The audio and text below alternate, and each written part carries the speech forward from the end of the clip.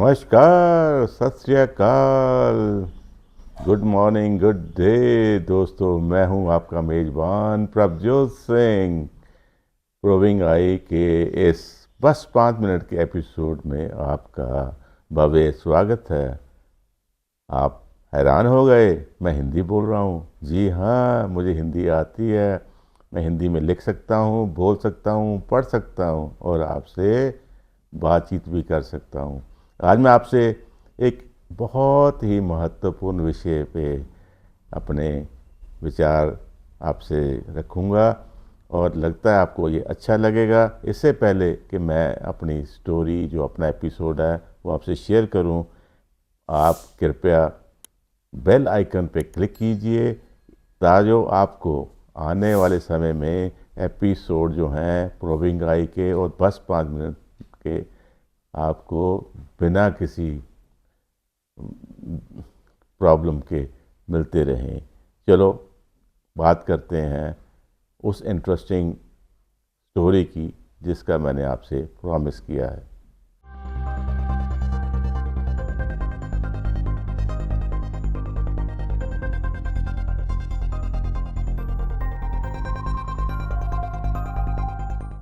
चलो जी, अब बात करते हैं।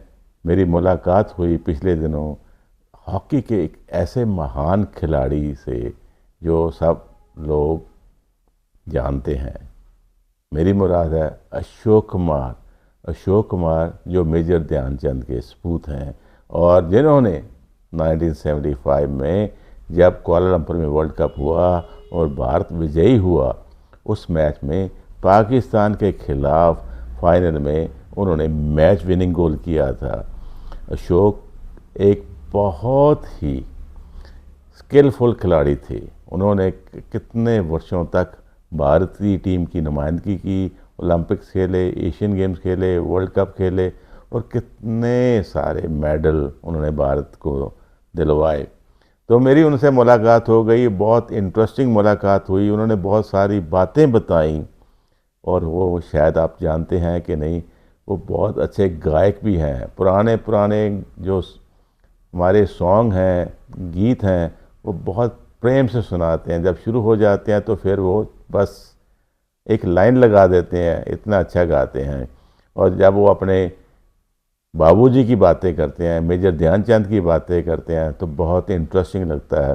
तो उनका कहना था कि जब वो छोटे थे, बच्चे थे, तो बाबूजी इतने व्यस्त रहते थे अपने काम में, अपने ड्यूटी प्रति और अपनी हॉकी के प्रेम प्रति कि कई बार वो बच्चों को भी इतना टाइम नहीं दे पाते थे। और कभी कभी जब उनको बहुत प्यार आता था तो मिट्टी के कटोरे में रबड़ी ले आते थे।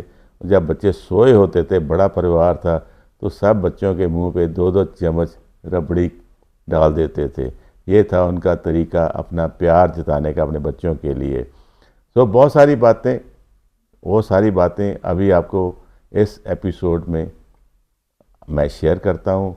आपको कैसा लगेगा ये एपिसोड, आप इसके बाद देखने के बाद, लाइक करने के बाद, शेयर करने के बाद ज़रूर अपने विचार हमें भेजना, हमें इंतज़ार रहेगा। दिल आज शायर है, गम आज नगमा है, शब ये गजल है सनम। गैरों के शेरों को सुनने वाले हो इस तरफ भी करम। आके जरा देख तो तेरी खातिर हम किस तरह से जिए, आंसू के धागे से सीते रहे हम जो जख्म तूने दिए। चाहत की महफिल में गम तेरा लेकर किस्मत से खेला जुआ। दुनिया से जीते पर तुझसे हारे, यूं खेल अपना हुआ। है प्यार हमने किया जिस तरह से, उसका ना कोई जवाब। है प्यार हमने कि आज इस तरह से उसका ना कोई जवाब। ज़र्रात लेकिन तेरी लौ में जल के हम बन गए आफताब। हमसे है जिंदा वफा और हमी से है तेरी महफिल जवां। हम जब न होंगे तो रो रो के दुनिया ढूंढेगी मेरे निशान। रे प्यार कोई खिलौना नहीं है, हर कोई ले जो खरीद। मेरी तरह जिंदगी भर तड़प लो, फिर आना उसके करीब। हम तो मुसाफिर है कोई सफर हो, हम तो गुजर जाएंगे ही।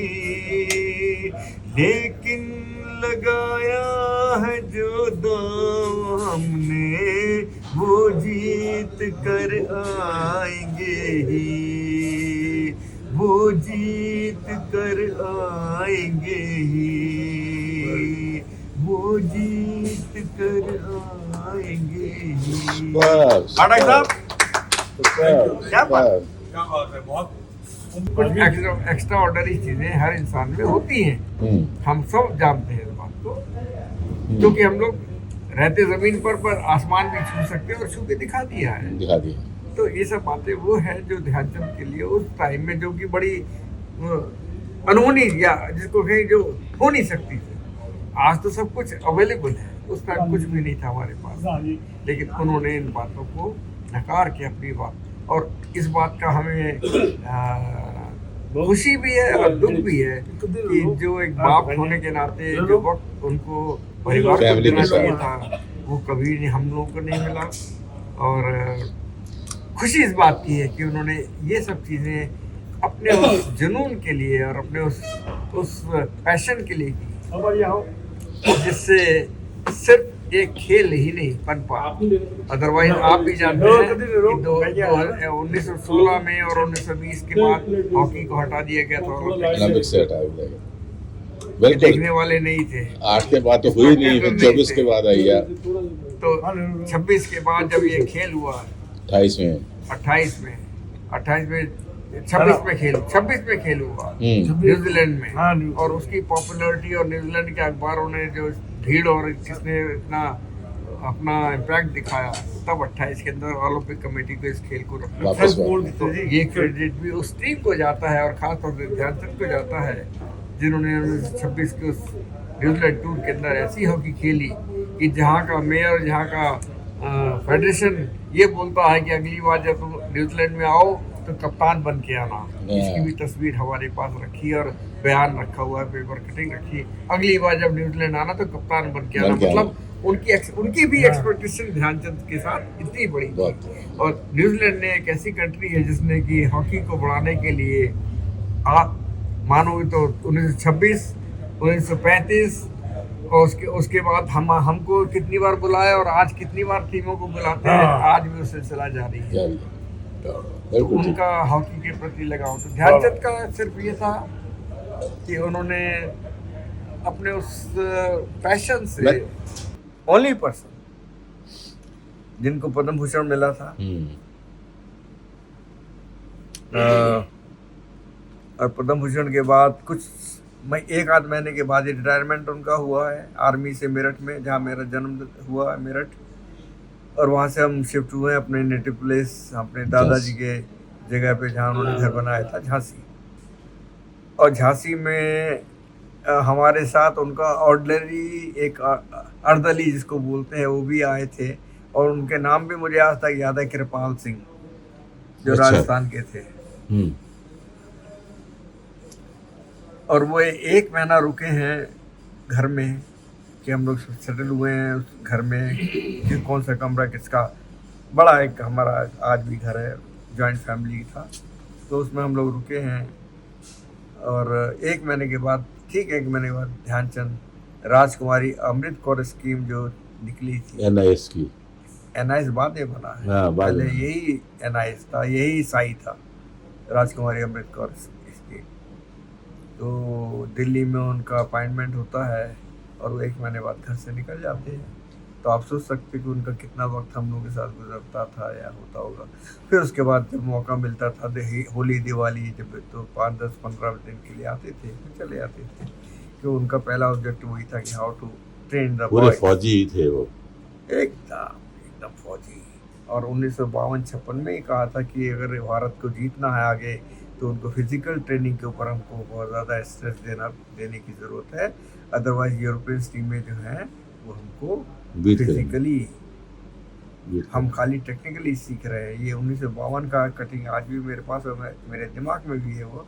ये बात उन्होंने तब कही थी कि 1952 में कि आपकी टीमें, भारत की टीमें जो है, ये हम खाली टेक्निकल में मास्टरी है, लेकिन फिजिकली हम इतने मजबूत नहीं है। और यूरोपियन टीमें इस पे काम कर रही हैं। उनको हराने के लिए हमको इसको अडॉप्ट करने की ज़रूरत है कि आप फिजिकली कितने मजबूत होते हैं। और शायद वही रीज़न रहा है जिसने हमको 60 में और 68 में जीतने नहीं दिया। बाबूजी की पंजाब के साथ बड़ी अटैचमेंट थी। तो जिंदगी गुजारी उन्होंने, फिरोजपुर, क्यों नहीं। पटियाला। अब मैं कहूँ कि 36 के बाद, शादी के 1 महीने के बाद, ओलंपिक के बाद सीधी पोस्टिंग बन्नूकोहट, पाकिस्तान बॉर्डर, बन्नूकोहट। और जो कि आज भी वैसे ही एरिया है जैसा उस जमाने में था। उस जमाने में और ज़्यादा डिस्टर्बेंस थे। तो वहाँ रहना उनका, और वहाँ से उन पाकिस्तान, आज तो पाकिस्तान हो गया, पहले तो हमारा हिंदुस्तान ही हमारा था। और हमारी यादें भी जुड़ी हैं कई। और वहाँ बहुत बड़े कुदरती बड़ी आफतें बातें बहुत आई। ये बातें तो ठीक है, ये मौका बड़ा अच्छा है कहने के लिए, लेकिन वक्त कम है क्योंकि जाना भी है। ध्यानचंद की कहानी तो ये अनटोल्ड कहानियों में आती है ये, कि बन्नूकोहट में कैसे उन्होंने उस बात को अपने दिलो दिमाग पे रखा। और जब टूर हुआ था न्यूजीलैंड का 1935 के अंदर, 36 के अंदर, वहाँ पर अर्थक्वेक आया था, तब उन्होंने किस तरह अपने ऑटोग्राफ साइन करके, और 2 पेन से लेकर 1932 में पेन से लेकर उस पैसे को इकट्ठा किया और वहाँ के लोगों के लिए राहत सामग्री इकट्ठी किया। और उतना ही प्यार मोहब्बत वहाँ के लोगों ने ध्यानचंद के लिए दिया। मुझे आज भी याद है 1900 बॉम्बे का वर्ल्ड कप 1982 का, 84 का है, 1982 का, कि पाकिस्तान टीम जब यहाँ पर आई थी, जीत तो के गई थी उनके जो ब्रोशर लाए थे उसके अंदर ध्यानचंद की फोटो फ्रंट पेज के ऊपर लगाई थी। भारत में नहीं थी। अख्तर रसूल टीम जीत के भारत में नहीं थी। इससे बढ़कर और मैं क्या बोल आपको हर बात का जवाब मिल गया होगा। Thank you. प्रोबिंग आई के साथ भी जुड़े रहें और अगले एपिसोड में भी आपका और मनोरंजन करेंगे। तब तक कीप वॉचिंग प्रोबिंग आई।